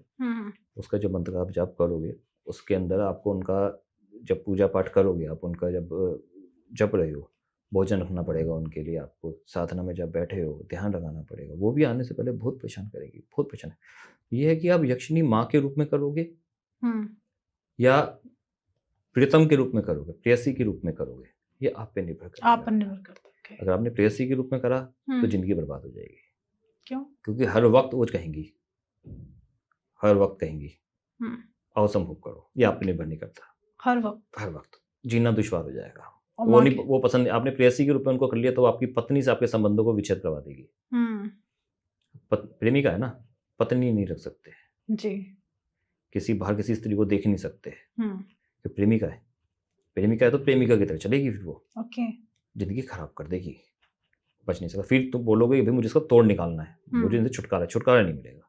छुटकारा का कोई छुटकारा नहीं मिलेगा इतनी आसानी से, बहुत मुश्किल है छुटकारा पाना हम्म। इन सिद्धियों से। माँ के रूप में करोगे उस वक्त भी ये इतनी सुंदर बनकर आएंगी, हम्म। इनका रूप इतना ज्यादा सुंदर होगा कि मन विचलित हो जाएगा। अगर मन विचलित हो गया, खत्म, वहीं पे सिद्धि खत्म हो जाएगी ओके। और आपका साथ दुष्प्रभाव चालू हो जाएगा। अगर मन विचलित नहीं हुआ, माँ के रूप में आपने उनको पाया, तो सबसे पहले तो सिर्फ उनके चरणों की तरफ देखो, दर्शन देंगी, दिखाई देंगी, चरणों की तरफ देखो बस, पूरा शरीर नहीं देखना। अगर माँ के रूप में कर रहे हैं तो हाँ, सिर्फ चरणों पे ध्यान दो। वो आएंगी इतनी सुंदर बन के ना कि आपको वो चाहेंगे थोड़ी कि आप उनको सिद्ध कर सको। सिद्ध करो, बिल्कुल सही बात है। कोई देवी नहीं चाहती कि आप उनको सिद्ध करो। वो इस तरह से आएंगे कि आपका मन विचलित हो जाए किसी तरीके से, बस आपका मन विचलित ना हो, सिर्फ चरणों की तरफ देखो कि माँ मुझे अपना आशीर्वाद दो। फिर वो कहेंगे कि अगर वो खुश हो गई, देखा कि भोजन रखा हुआ है, आपने जो भी उनको सामान चाहिए आपने वहाँ रखा हुआ है, अपने ढंग से उनकी प्रेयर कर रहे हो, कहेंगी क्या चाहिए। आप कहोगे कि माँ मुझे ये चीज़ चाहिए। उन्हें कहा हाँ चलो ठीक है, ये इसका मतलब नहीं ठीक है तो वो चीज़ पूरी हो जाएगी। उनसे वचन लेना पड़ेगा। अच्छा। क्या आप वचन दो। वचन का भी एक तरीका है, क्या ये नहीं कि वचन है उन्होंने कहा जब मैं वचन देती हूँ और काम हो जाएगा। वचन का भी एक तरीका है। क्या तरीका होता है? वो नहीं बताऊंगा मैं आपको। वचन का एक तरीका है, उस वचन को जब उस तरीके को वो फॉलो करती हैं, फिर वो उससे हट नहीं सकती। ओके। फिर वो पूरा करेंगी। ये पूरे साल आप कभी भी बुलाओ वो आएंगी और आपके कार्य को पूरा करेंगी। आपने हिमालय पे देखा, इतने जो योगी रहते हैं वो कैसे ही रहते हैं बर्फ के अंदर, बिना कुछ खाए बिना पिए, ऐसी ठंड के अंदर बैठे हैं। इन सब ने यक्षिणी कर रखी होती है, सिद्ध कर रखी होती है। अच्छा। जो इनको भोजन ला के देती है, इनको गर्मी का एहसास करवाती है, सब यक्षिणी होती है इनके पास। ऐसे नहीं बैठे होते ये, क्योंकि हिमालय पे बिना वस्त्रों के ही रहते हैं। बिना वस्त्रों के बिना भोजन के कैसे निकालोगे। इन सबके पास यक्षिणी होती है। यक्षिणी ये सब चीजों की पूर्ति करती है, ला के देती है ये सब चीजें। फिर दिवाली पे इनको दोबारा सिद्ध करना पड़ता है। ओके, फिर से वही साधना। लेकिन वो साधना इतने दिनों की नहीं होती, वो सिर्फ एक रात की। दिवाली की रात बहुत बड़ी रात होती है, बस एक रात में सिद्ध हो जाती है। चार्ज, ये समझ लो कि चार्ज करना पड़ता है एनर्जी को चार्ज करना पड़ता है। ये है यक्षिणी कर्ण पिशाचिनी। ओके। एक होता है 1.5 फुटिया। 1.5 फुटिया मैडम एक वहम है कि कुछ नहीं है। 1.5 फुटिया नहीं है, ये बहुत पुरानी बात हो गई। 1.5 फुटिया बहुत पुरानी बात हो गई है, ऐसा है नहीं किसी के पास। ये तो प्रचलन चल रहा है 1.5 फुटिया 1.5 फुटिया तो कुछ भी ला के दे देगा। कुछ भी बोलेंगे तो वो ला के दे देगा। इसमें यक्षिणी क्या हुई? यक्षिणी भी तो ला के दे देगी। नाम अलग अलग हो गए, नाम अलग, चीज तो वही है। तो जैसे आपने ना गढ़ बताया था, ऐसे योगिनी होती है, तो ये योगिनी कौन होती है फिर से? योगिनी भी इसी तरीके की होती है। इन सबके रूप एक ही है। ये सब गण है। ये सब गण है। ये देवी माँ दुर्गा माँ के गण है सारे के सारे। तो जो 10 महाविद्याएं हैं उनमें से जैसे तारा देवी हैं, तो तारा बगलामुखी ये कभी नहीं करनी चाहिए। नहीं करनी ये सबसे खतरनाक 10 विद्याओं में से 2 हैं ये। इनको कभी नहीं मत करो। अगर जरा सी भूल मृत्यु के ग्रास बन जाओगे। ये बहुत खतरनाक विद्याएं हैं। ओके।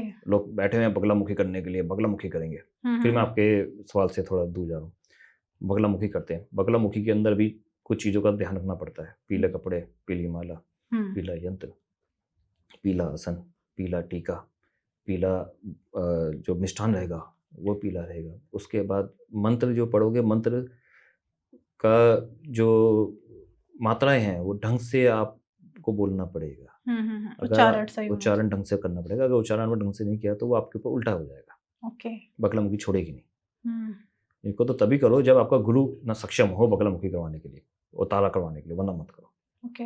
हम किसी को रहने नहीं देते बगलामुखी और तारा करो। 10 महाविद्याओं में सबसे खतरनाक है ये बगलामुखी और तारा। रही बात योगिनी, ये सब होगी, योगिनी हो गई या यक्षिणी होगी, ये सब इनके गण है। माँ के गण है ये, जो पहले ये चलते हैं। माँ इतनी आसानी से नहीं आती किसी के पास। कहते हैं हमारे पास काली माँ आ गई, हमारे पास दुर्गा, किसी के पास नहीं आती। किसी के शरीर में इतनी क्षमता ही नहीं है कोई माँ को ले ले। पर आपने देखा होगा बहुत सारी जब जागरण होता है तो एकदम से वो नाचने लगते हैं या फिर कहते हैं देवी आ गई, देवी आ गई। इसके पीछे क्या चीज़ है? कुछ नहीं है इनके पीछे, सब पाखंड है, कुछ नहीं है। ऐसा कुछ नहीं होता कि देवी आ गई, हमारा शरीर उनको झेलने के लायक ही नहीं है। हम उनको झेल ही नहीं सकते बिल्कुल भी, किसी भी देवी को, किसी भी देव को हम झेल ही नहीं सकते, हमारा है ही नहीं।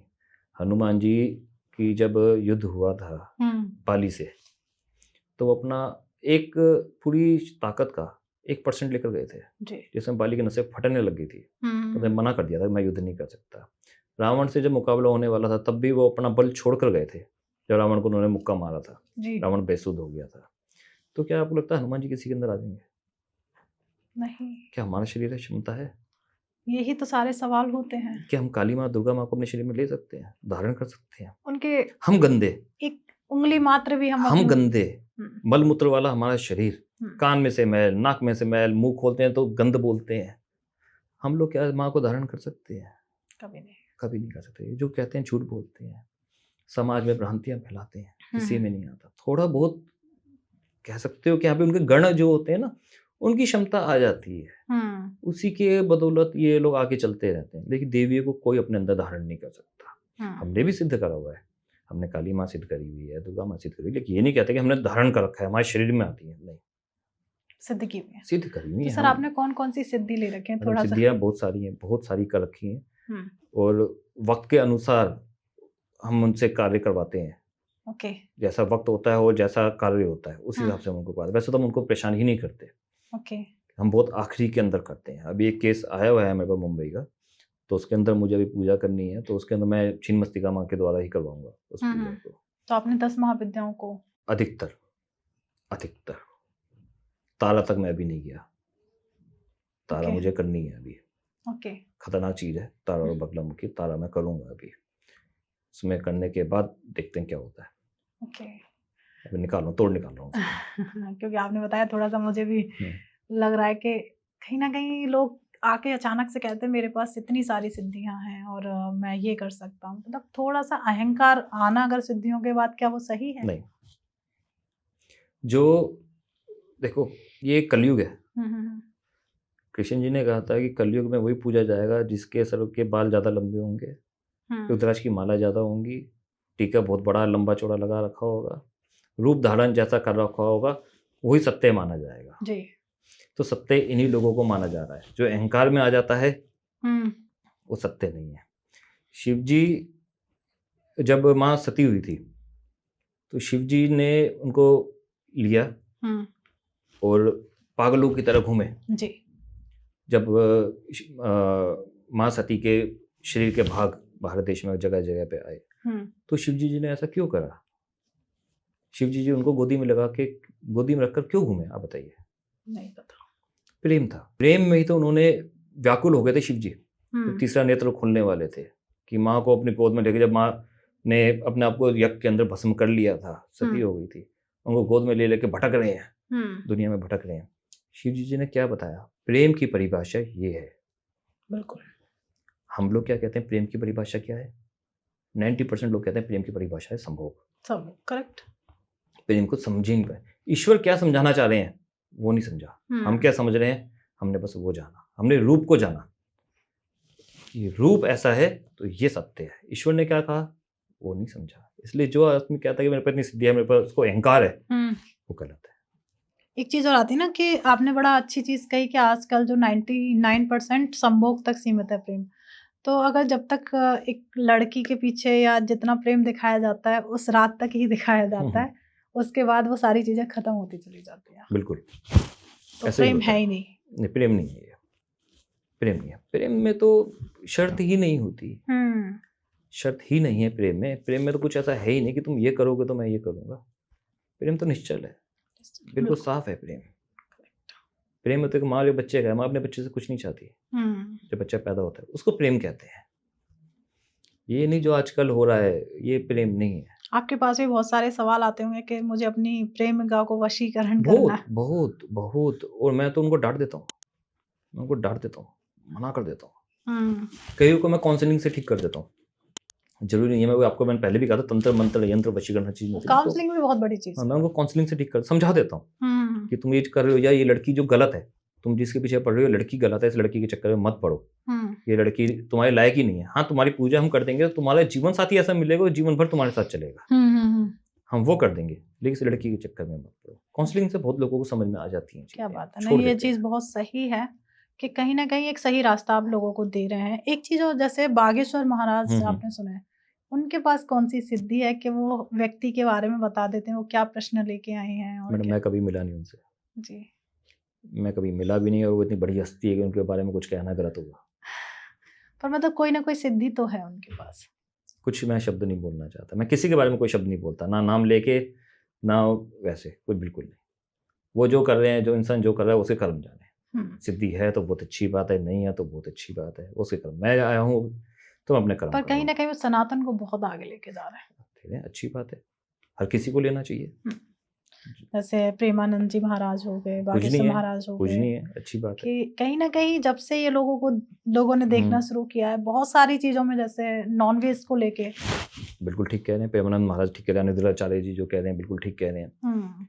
धीरेन्द्र शास्त्री जी भी हर जगह पे सही बोलते हैं, इन कहता वो गलत बोलते हैं, वो भी ठीक बोलते हैं। जितने भी सनातनी हैं ठीक बोलते हैं, जितने भी ये गुरु हैं, इतने बड़े बड़े गुरु हैं, ठीक बोलते हैं। ये सनातन को आगे लेके जा रहे हैं, जो सनातन को आगे लेके जा रहा है वो हमारे लिए पूजनीय है। बिल्कुल। और हम उसके खिलाफ नहीं है, वो ठीक है, वो जो है। जब से उन्होंने, प्रेमानंद जी महाराज जब से आए, लोगों ने नॉनवेज छोड़ दिया, ये भी होना एक भी बहुत चाहिए, बड़ी बात है। होना भी चाहिए। हम भी नहीं खाते, हम नहीं खाते, क्योंकि हम तो वैसे पशु पक्षी को अपने साथ आपने रख वही सकते बताया। हैं। जी जी हम तो जी। खाते नहीं, हम तो अंडे का भी सेवन नहीं करते, मदिरा का भी नहीं पीते, सिगरेट भी नहीं पीते। हम तो अपना पूजा पाठ करते हैं, सात्विक भोजन करते हैं, खुश रहते हैं प्रभु भजन में। कुछ गलत कार्य नहीं। दुनिया जो कर रही है करे, कर्म भी वैसे ही मिलेंगे। अब आप ये देखो, इंसान ये नहीं सोचता कि उसका जन्म हुआ क्यों है। कईयों से मैंने प्रश्न पूछा कि जन्म क्यों हुआ, जीवन क्या चाहता है। नहीं पता। ठीक है, जीवन हो गया अपना, शाम को अपना ड्रिंक करते हैं, न सोते हैं, पार्टियों में जाते हैं, जिंदगी बढ़िया चल रही है, बच्चे हो गए, शादी हो गई है, जीवन है। जीवन क्यों है, जीवन मिला क्यों है, इसका अर्थ किसी के पास है ही नहीं। जी। आप अपने लिए भी सोचिए कि आपका जीवन क्या है। हमेशा यही सवाल होता है, अभी तक कोई जवाब नहीं मिला कि नहीं यहाँ मिला। आने के पीछे पर्पस क्या है, क्योंकि पर्पस क्या भगवान है? ने हमें भेजा क्यों है, कोई ना कोई रीजन है। और हम बिना रीजन को जाने ही फिर वापस उसी साइकिल में चलेंगे। उसी साइकिल में चले जाएंगे, पता भी नहीं ना वो साइकिल मिलेगा नहीं मिलेगा। अब चींटी का मिले, भैंस का पर मिले, मतलब एक साइकिल तो हमें जीवन की बितानी पड़ेगी, चाहे वो किसी भी रूप में मिल सकता है। हो सकता है कि सदियों के लिए एक पेड़ बन के बैठ जाए, पर एक्चुअल में एक मानव रूप मिला है, पर एक सही आंसर नहीं मिला कि आने के पीछे पर्पस क्या है। और ये भी मैं कह सकती हूँ 33 एज मेरी हुई है, इस दौरान ये सवाल आया, उससे पहले तो कुछ था ही नहीं। अब लगता है कि आने के पीछे कोई ना कोई रीजन है, पर एक दिन रास्ता मिलेगा कि आने के पीछे क्या रीजन। आपकी जो उम्र है, इस उम्र में आप स्टेबिलिटी की तरफ जा रही हो।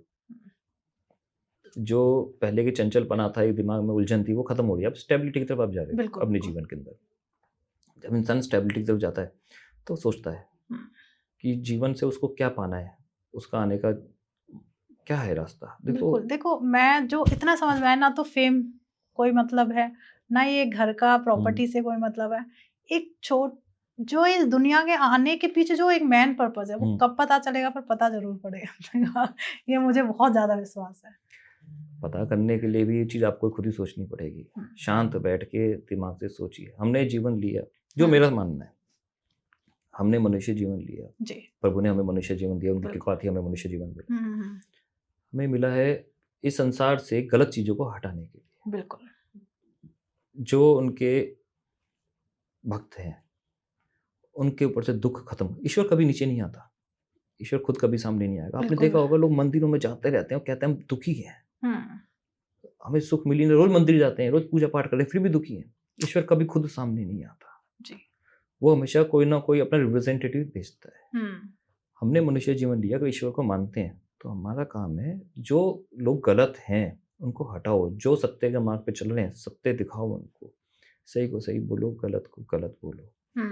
मांस मदिरा इन सबका सेवन खत्म कर दो, जीव जंतु पशु पक्षी प्रकृति की सेवा करो, तब तो बैकुंठ मिल जाएगा। ये भी एक आशीर्वाद है कि हमें मनुष्य जीवन मिला। अब इसको किस तरह से बैकुंठ में लेके जाना है या साइकिल में घुमाना जैसे आपने कहा, ये अब हम पे निर्भर करता है। बिल्कुल। तो अपना जो जीवन है, अपने जीवन को बैकुंठ की तरफ लेके जाओ। बैकुंठ की तरफ। अब आप देखिए, बैकुंठ लेने का भी एक तरीका है कि मरने से पहले राम राम बोल दो, बैकुंठ मिल जाएगा। इतना आसान तो नहीं होता, लेकिन मरने से पहले कोई राम राम बोल नहीं पाता।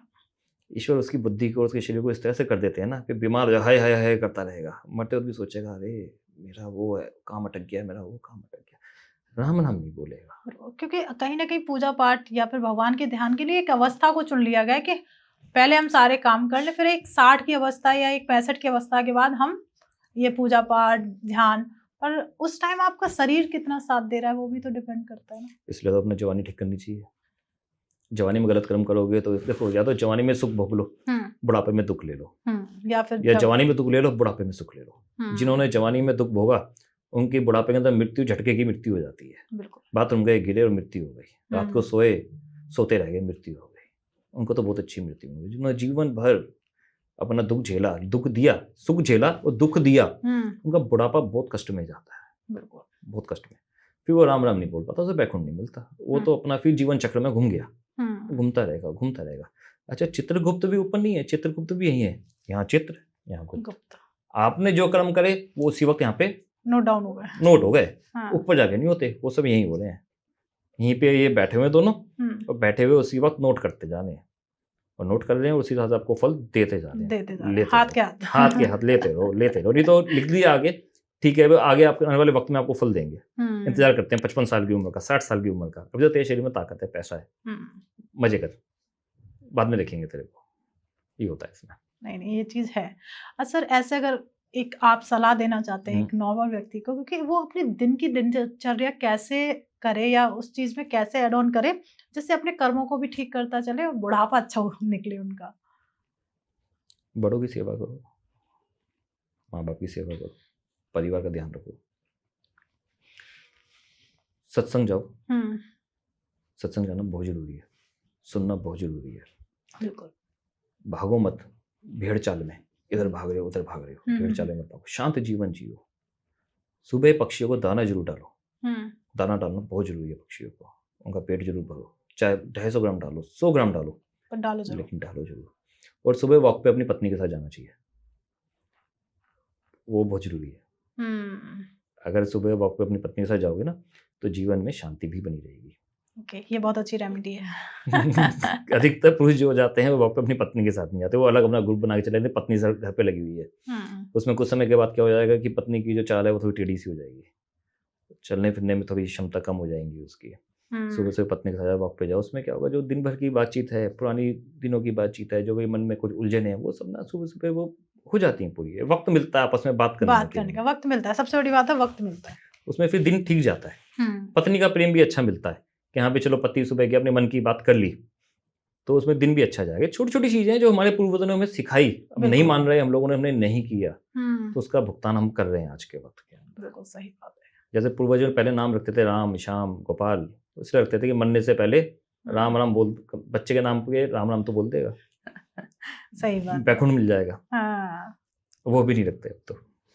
एक सवाल और आता है, अब फिर एंड की तरफ चलते हैं, क्योंकि आज ये पॉडकास्ट ऐसा था कि कहीं ना कहीं अपने जीवन से जुड़ी हुई बातों पर ही चर्चा कर रहे हैं। यहाँ पे पर्टिकुलरली कोई हमने ऐसी चीज नहीं डाली है कि जैसे वाल्मीकि जी को लेके बहुत सारी बातें हैं कि वो एक ऐसे थे कि अपना यापन जंगल में किसी को मारकर फिर, और एकदम से एक व्यक्ति जो बहुत गलत कर रहा था, हत्याएं कर रहा था, और अचानक से एक उनके जो दिमाग में एक होता है ना कि शक्ति या कुछ ऐसा ज्ञान उत्पन्न हुआ कि उन्होंने एक रामायण, मतलब रामायण लिख डाली जहाँ पे प्रभु का वर्णन है। तो मतलब एकदम से चमत्कार होना, ये बड़ा मेरे दिमाग में घूमता है कि ये हुआ कैसे। आप से एक क्वेश्चन करता हूँ जी, आपको सुख की प्राप्ति किसमें होती है? मुझे सुख की प्राप्ति किसमें होती है? एज ए मदर कहूँ तो बच्चे जब खुश होते हैं तो सुख की प्राप्ति कुछ क्षणों के लिए, कुछ क्षणों के लिए। हाँ, ऐसा कौन सा है जब आपको लगेगा कि यार मैं ये करूँ तो मुझे सुख रहेगा मेरे ऊपर?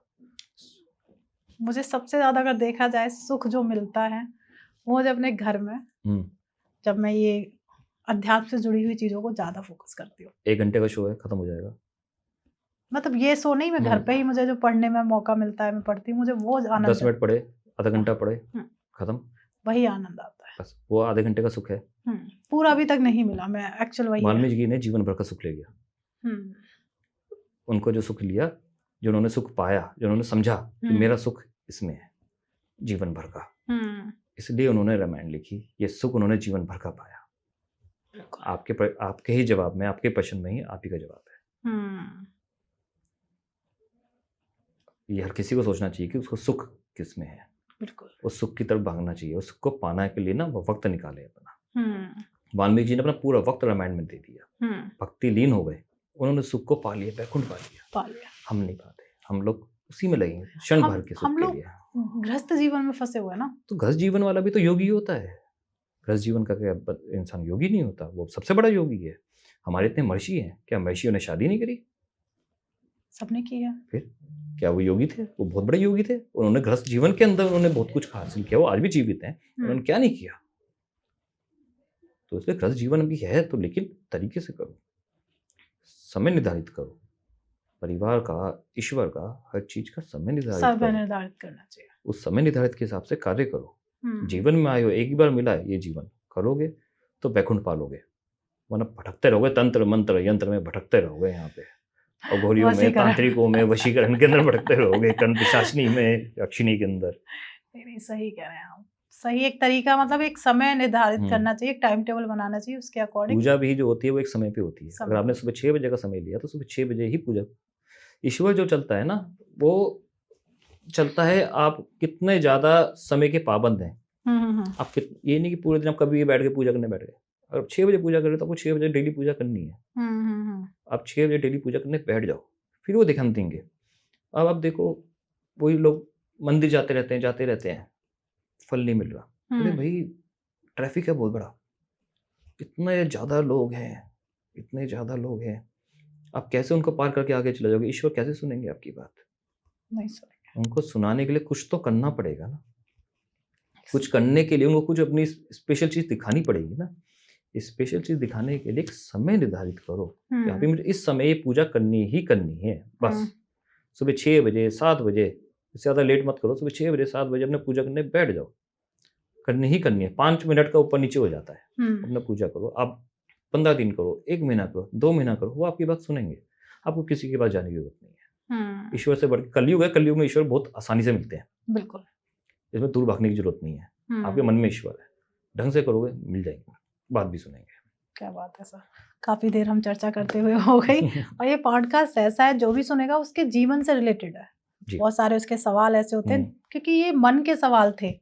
मन में ही बहुत सारी भ्रांति रहती है, बहुत सारे ऐसे उत्पन्न होते रहते सवाल के, ऐसे क्यों। बहुत अच्छा आपने जवाब दिया और एक सही निष्कर्ष निकला कि एक भगवान को पाने का एक बहुत सिंपल सा फंडा जो मुझे समझ में आया कि एक समय निर्धारित कर, बिल्कुल उन्हें घंटी बजाने का कि मैं आ गया हूँ, मेरी सुन लो। हाँ, मेरी सुन लो। बिल्कुल याद दिला दो, वो परेशान हो जाएंगे यार, रोज आ जाते हैं इसी वक्त पे। अब आप हमारे घर की भी कोई घंटी बजाएगा सुबह 6 बजे, हम भी परेशान हो जाते हैं। खोलना पड़ेगा तो बाजा रोज। फिर एक दिन आप कहोगे आ जाओ चाय पी लो, भैया क्या बात है बताओ। एक दिन गुस्सा आएगा, 2 दिन आएगा, 3 दिन, फिर एक दिन चलो ठीक है, फिर आदत पड़ जाएगी, चलो सुबह की चाय। और आज के वक्त में तो महादेव को प्राप्त करना इतना ज्यादा आसान है, वो कुछ मांगते ही नहीं है। वो तो भूले, उनको तो जल चढ़ा दो बस, खुशियां उसके अंदर। अपना जाओ जल चढ़ाओ अपना मस्ती के अंदर, ना उनको किसी मिष्ठान की जरूरत, ना उनको घी की जरूरत, ना उनको जोत की जरूरत, कोई जरूरत नहीं है। अपना बैठो, ओम नमः शिवाय जाप करो, नहीं जाप भी करो तो बहुत ध्यान से। जैसे अब 2 चीज और आती हैं, लेडीज को ओम नमः शिवाय जाप करना चाहिए या नमः शिवाय बोलना चाहिए? ओम नमः शिवाय। ओम नमः शिवाय ऐसा उसमें मत पड़ो। हाँ, मतलब बहुत सारे वीडियोस देखती हूँ, पर ये देखो, जब तक कुछ अलग नहीं बताएंगे तब तक कमाएंगे कैसे? ईश्वर बहुत सरल है, बहुत सरल है ईश्वर। ये इस तरह के शब्दों से, मोह माया से नहीं बंधा हुआ, बहुत सरल है। आप ओम भी बोलो तब भी पालोगे, ओम नमः शिवाय भी बोलोगे बहुत ही पालोगे, लेकिन बहुत साधारण तरीके से। ये नहीं कि एक माला जप रहे हो ओम नमः शिवाय, ओम नमः शिवाय, ओम नमः शिवाय। जब बोलो तो बहुत ध्यान से ओम नमः शिवाय, सांस को बहुत तरह संयम से लो के छोड़ो, उसको अंदर बिठाओ, ओम नमः शिवाय को बिठाओ। इस चीज को माला जपने में आपको 5 मिनट 10 मिनट 12 मिनट लग जाएंगे, हो जाएगा। 2 मिनट के माला नहीं, फिर तो आप रट्टाधारी कर रहे हो, कुछ नहीं मिलेगा, कुछ हासिल नहीं होगा। जैसे रट्टे में आप करोगे वैसे रट्टे में वो भी करेंगे। बिल्कुल, जाओ एंजॉय करो। मतलब कहीं ना कहीं सांसों में ओम नमः शिवाय को धारण, सांसों से ही चक्र खुलते हैं, कुंडली जागृत होती है। कुंडली जागृत हमेशा कभी साधना में बैठ के नहीं होती। साधना में सीधे होके बैठ जाओ कुंडली जागृत हो जाएगी। सीधे होके बैठना जरूरी है, क्योंकि आप झुक के बैठोगे तो किडनी में फर्क आ जाएगा। सीधा होकर बैठो, रीढ़ की हड्डी को सीधा करो, लेकिन सांसों को कंट्रोल करके ओम नमः शिवाय, इससे आपकी कुंडली जागृत हो जाएगी। यहाँ से कुंडली जागृत, चक्र होने चालू, खुलने चालू हो जाएंगे, आपकी कुंडली जागृत हो जाएगी। लंबा काम नहीं है, बहुत सरल है कुंडली जागृत करना चाहो तो बहुत आसान तरीके, लेकिन तरीके से करो, रोज करो, शांति से बैठ के करो। एक मंत्र से भी उसे जागरण कर सकते हैं। ओम से ही हो जाएगा। ओम नमः शिवाय क्यों बोलना हो इतने बड़े शब्दों, ओम से कर लो। ओम सबसे बड़ा मंत्र है, सबसे बड़ा मंत्र है ओम। करते रहो। हम तो कहते हैं कि सबको बोलना चाहिए हरिओम तत्सत, हरिओम तत्सत, हरिओम तत्सत। जीते जाते, ऊपर नीचे, सोते बैठते हरिओम तत्सत, हरिओम तत्सत, हर वक्त बोलते रहो। हरिओम तत्सत का मतलब क्या है? हरि ओम, हरि और ओम आप ही सकते हो, बस ये बोलते रहो। ये अपने आप में बहुत बड़ा मंत्र है, बहुत बड़ा मंत्र है। क्यों इधर उधर भाग रहे हो? ये करना है, वो करना है, क्यों भाग रहे हो? इसी को बोलते रहो। जीवन से कुछ मुंह से गलत शब्द नहीं निकलेंगे, एक तो इससे कुछ गलत बोल ही नहीं पाओगे।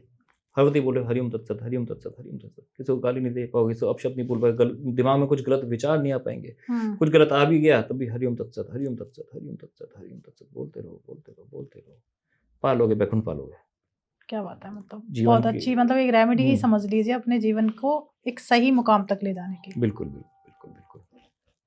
तो बहुत अच्छा लगा वैसे आपसे ये बात करके, क्योंकि चाहते हैं कि हम डीप में और आपसे कभी डिस्कस करें, क्योंकि आज हम फर्स्ट टाइम मिले थे और आपके बारे में ही समझ पाई, और बहुत कुछ है आपके पास जो मुझे लगता है कि ऑडियंस के पास पहुंचना चाहिए। तो इन फ्यूचर हम फिर से आपसे वार्तालाप करेंगे, और बहुत अच्छा लगा आपसे बात करके। Thank you so much. अब सबसे बड़ी बात आती है कि ऑडियंस को आपके साथ कनेक्ट करना है, तो किस तरीके से कनेक्ट कर सकते हैं?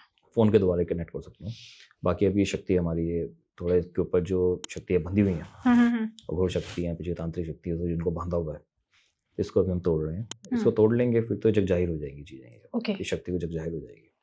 उसके बाद तो फिर परेशानी नहीं है कॉन्टैक्ट करने में। फिर तो मैं मिल भी लूँगा, मिल भी सकता हूँ, और फिर मैं ना भी मिलूँ तो वो शक्ति काफ़ी है लोगों के लिए। ये मैं जग जाहिर कर दूँगी शक्ति को। अपना आप आओ, इस अपने यहाँ से दर्शन भी कर लोगे ना, तो आपके मन की मनोकामनाएं पूर्ण हो जाएंगी इसी से। ओके, तो आप सर से कनेक्ट भी कर सकते हैं, पर आपको एक सही प्रॉब्लम होनी चाहिए। हर कोई नहीं, जैसे सर ने कहा कि प्रेमी प्रेमिका का वशीकरण करने के लिए आप सर से कनेक्ट करो। आपको एक सही रास्ता तो मिल जाएगा, पर आप फिर भी सर से कनेक्ट कर सकते हैं अपनी परेशानियों में। वाकई आप उलझे हुए हैं, तो किसी ने घर बांध रखा है, अमारण क्रिया वगैरह, ये सारी प्रॉब्लम से फेस कर रहे हो, तो आप प्लीज़ महाराज जी के साथ ज़रूर कनेक्ट करें।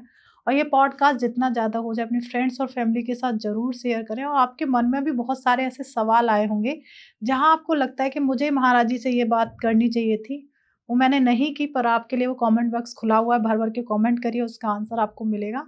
और प्लीज़ चैनल ज़रूर सब्सक्राइब कर लीजिएगा, फ्री ऑफ कॉस्ट है, कोई चार्जेस नहीं लगते हैं। मिलते हैं एक नए एपिसोड में, जब तक आप अपने घर में स्वस्थ रहें, मस्त रहें।